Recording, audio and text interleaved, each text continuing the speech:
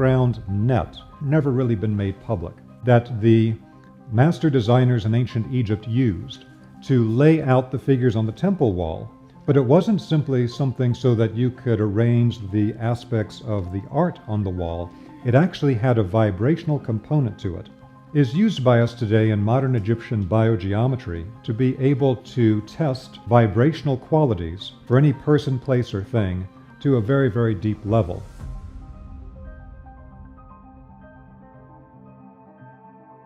It was one of the great secrets of ancient Egypt and other old traditions, connected to the Shakti concept of the Himalayan tradition.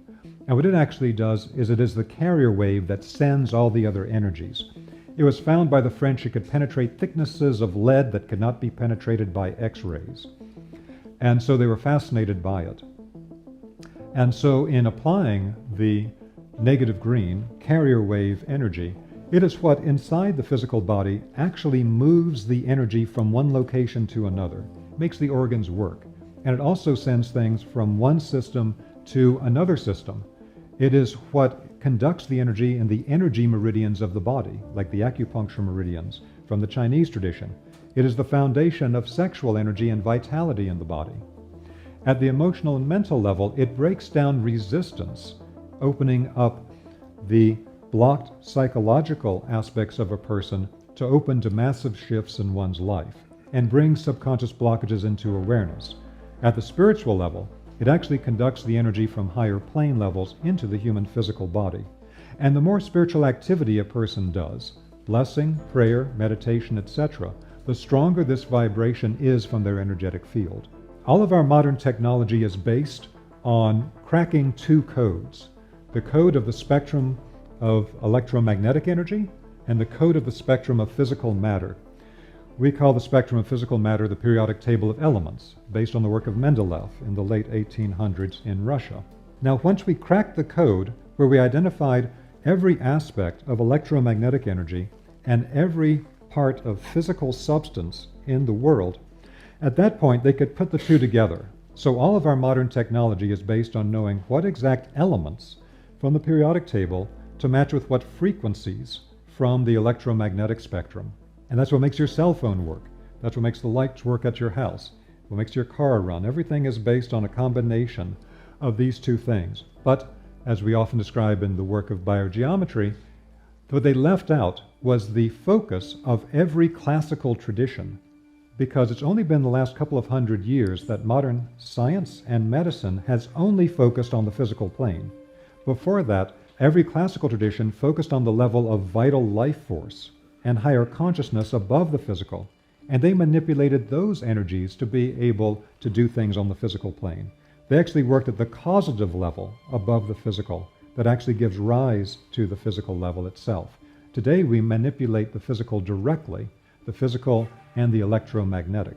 There's often a confusion about vital life force being electromagnetic energy. And I don't believe that's actually the case. I think the best solution to this was given by the great Rosicrucian teacher Rudolf Steiner, where he described the way that the vital life force, which is the foundation of every classical scientific and healing system, is at a level above the physical. And that is like what was referred to as scalar waves by Nikola Tesla. And these higher energies from the vibrational level, referred to as the etheric in the Greek tradition, referred to as chi in the Chinese tradition, ki in Japan, prana in India, etc. Every tradition had a name for it. That energy penetrates down into the physical and animates physical substance.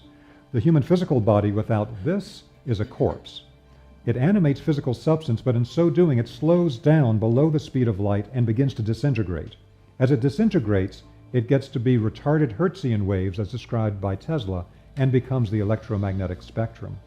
So the problem is that we've created a new technology that's very powerful for manipulating physical structures, but does not take into account what the effect of the vibrations from these are on actual living beings, because the actual living aspect of biological life has been stripped out of modern biology. You're not allowed to describe it.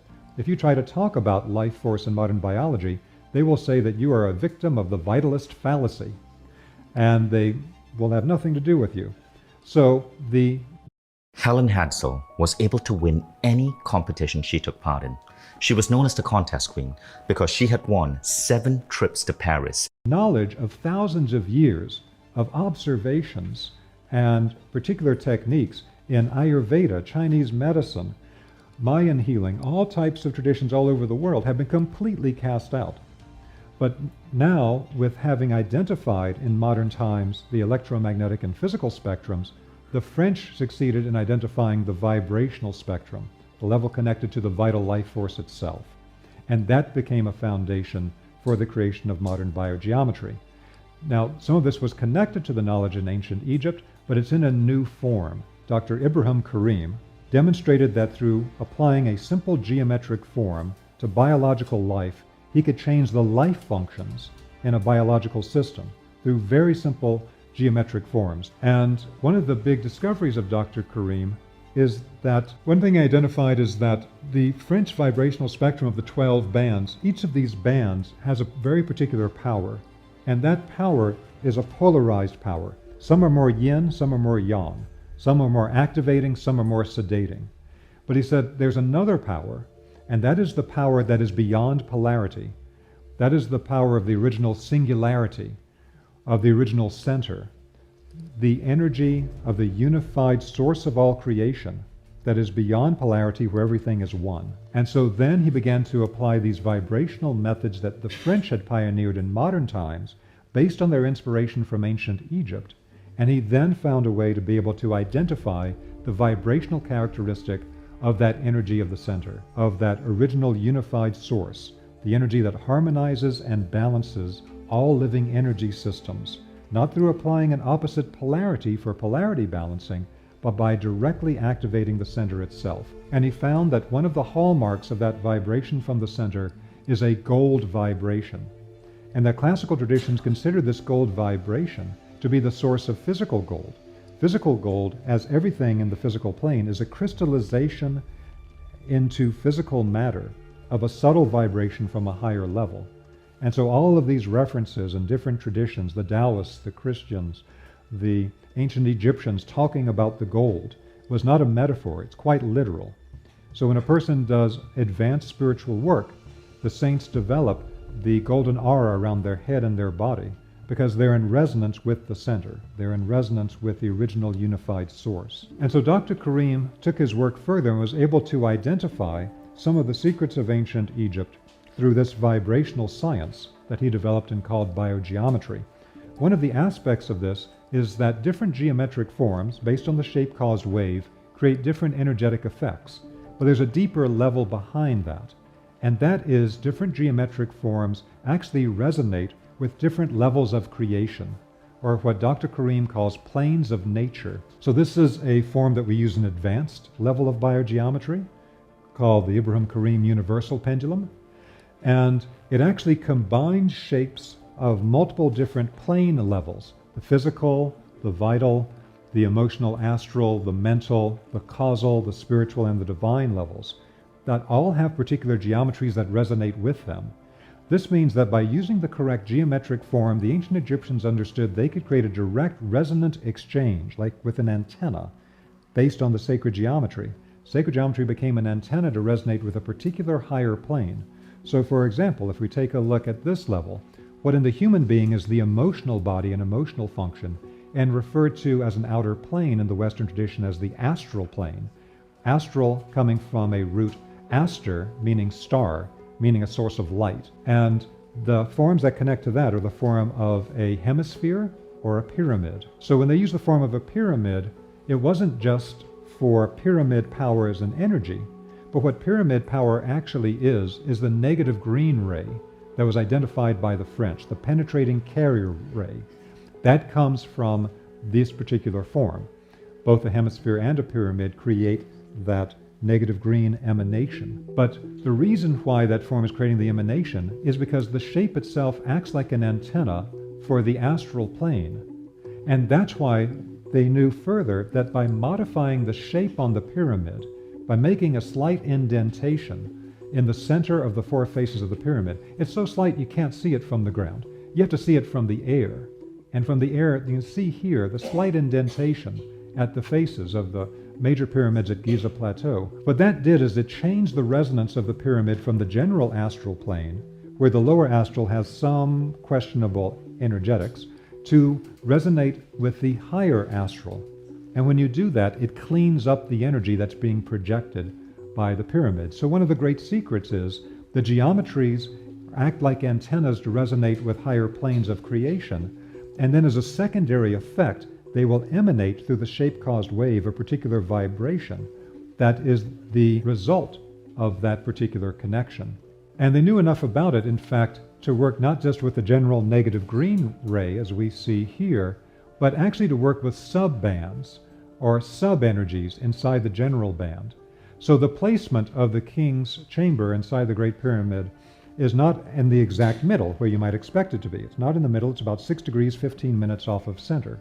And so that's to get a particular carrier wave within the negative green band that's a sweet spot in the entire band, a sweet spot for being able to connect a person through a carrier wave to higher dimensional levels, which is why that place in the king's chamber was used for these initiation rituals, as described by the Freemasons and others. And now let's talk a little bit about exactly how it works. So this is the vertical and horizontal wave pendulums. For each of the bands, the energy may either propagate parallel to the Earth's surface, we call it a horizontal wave, or it can move perpendicular, and we call that a vertical wave. They create different biological effects. And so we have 2 different pendulums to be able to detect it, and they're fairly simple to use. And this not only can be used for design purposes, to design things that have this strong vibration to them, it also can be used to test things that naturally have this energy. So what makes a spiritual power spot in nature is that it has a strong concentration of this universal harmonizing force, the BG3. Every classical tradition is the guardian of particular places on the Earth's surface that are their spiritual power spots. And how you can tell a true power spot from a false one that's been falsely claimed to be one, is that it has a strong concentration of this BG3 vibration if it's a true power spot. In the microcosm of a human body, those power spots appear as the chakras, acupuncture points, cells of the body, all of which naturally have this BG3 energy as well. And this connects to all types of energetic functions, and we primarily focus on it for healing work, but what it's actually doing is it's restoring a natural balance and resonance. The reason that we have this feeling of dis-ease is because we're no longer in resonance with the higher source that is supposed to be supporting the functions of the body. That's way beyond the consciousness of most people, but every classical tradition was aware of it, and they had to restore that connection. So in the ancient Egyptian mysteries, they understood about the importance, let's say, of the heart. And so there are particular biosignatures for the heart that not only have an effect at a more gross physical vitality level, it also has effects on human consciousness. For example, the place of the sinoatrial node, or the sinus node, the master pacemaker of the body, is actually the place understood by the ancient Egyptians and by Sufi traditions today as the place that higher vibrational forces resonate in the human physical body and restore our connection to higher sources. Years ago, I had a very serious car accident, serious damage to my neck and my spine, had a hard time just being able to move around, and through the use of the correct bionumeral alteration of a biosignature, it gave me back my quality of life. And when you change the numerical sequencing of the patterns, then actually changes the level that the pattern is vibrating with. Now, for practical work, one of the major things that we teach people is harmonizing electromagnetic fields. Dr. Karim actually demonstrated that he could harmonize the electromagnetic fields in entire small cities in a project in Switzerland in 2003. And we have various types of tools that we can use to create energetic effects. This biogeometry cube, but the cube creates a strong concentration of this BG3 harmonizing force in an environment. The Hamburg emitter was used in the Swiss project. This allows us actually to set this up and to target distant sources of electromagnetic disturbance, cell towers, things of that kind, and to actually transmute it from the distant source. Within a location itself, things like the space harmonizer will help to create a balanced energy within the location. The outdoor stand is used in the earth itself to balance and harmonize the energies in the earth. Now, one of the really fascinating things is the concept of balancing brain hemispheres. One aspect of it has to do with the basic concept of a toroidal flow of energy. Now, one of the things that I learned over 30 years ago based on my work in the U.S. Marine Corps as a nuclear biological chemical warfare specialist that then led to my studying geometric forms in biology, chemistry, and physics, and then into the work of finding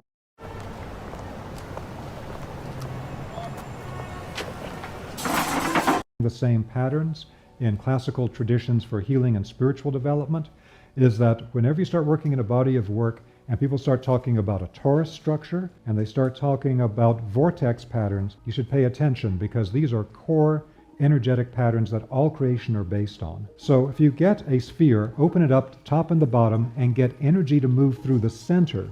Now the center of the sphere that connects to the original unified source and the periphery of the sphere that connects to the entire vibrational spectrum are constantly circulating together.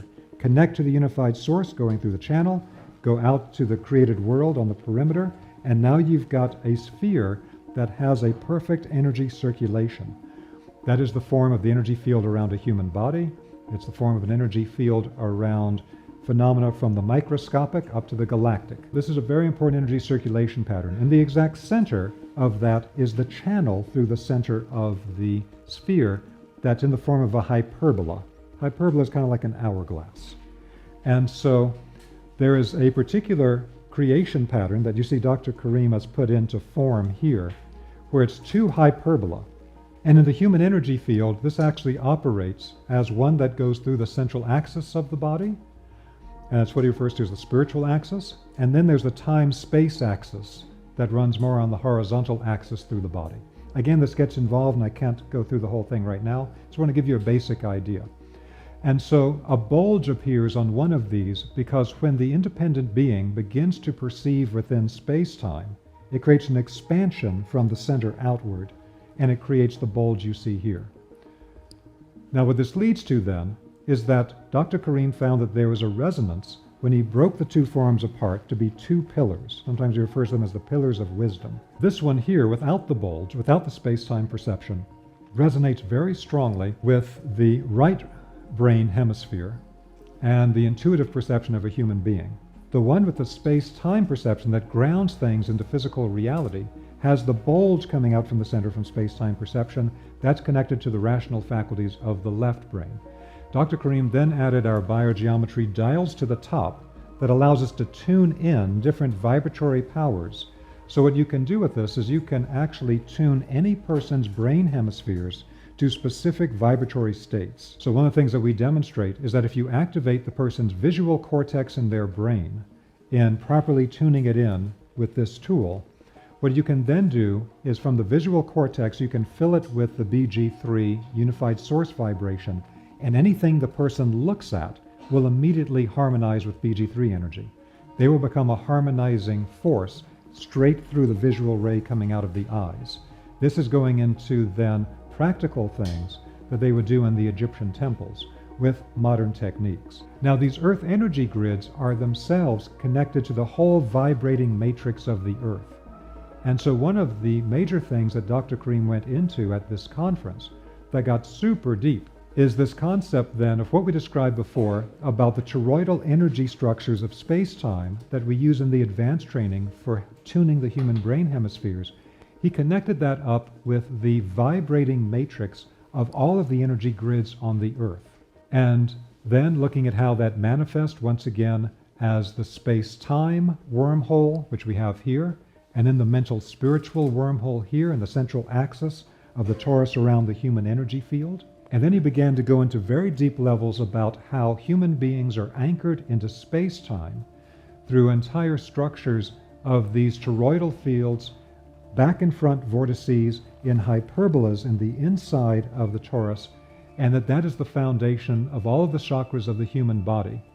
With then, just like in cosmological structures, you have the hyperbola, you have the vortex coming from two different directions, like at the chakras, and in between it, you get the spinning disk of BG3 energy, just like you see in cosmological structures.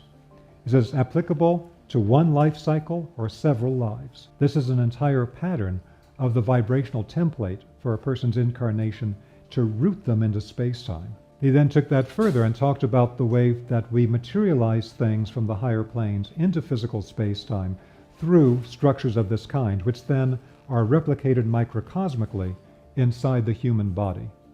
And so, again, there's expansion and collapse with the BG3 field in the central disk. This becomes an entire cosmological structure and also leads to the concept of the gates.